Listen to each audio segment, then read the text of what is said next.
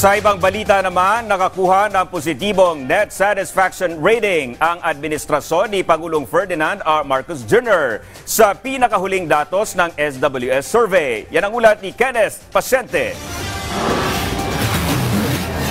Mas maraming Pilipino ang nasisiyahan sa kung paano magtrabaho ang pamahalaan sa ilalim ng pamumuno ni Pangulong Ferdinand R. Marcos Jr.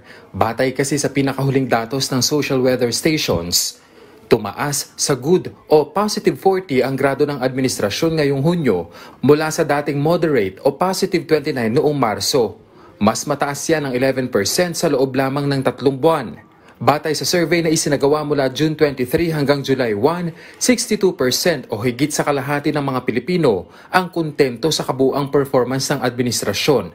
22% ang hindi kontento, habang 15% ang nasa gitna. Very good ang marka ng administrasyon sa pagtulong sa mga naapektuhan ng kalamidad, pagpapabuti ng edukasyon at pag-agapay sa mga mahihirap.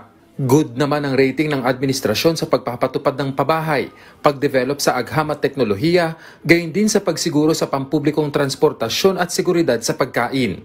Ayon kay Pangulong Ferdinand R. Marcos Jr., bagaman ikinalulugod niya ang resulta ng survey, nakikita rin niya ito bilang hamon para mas pagbutihin pa ang trabaho. Tunay anyang nakakapanghikayat ang positibong ratings, pero mas mananatili raw na tutok ang pamahalaan sa mga pangunahing sektor para matupad ang pangako ng kanyang administrasyon sa publiko.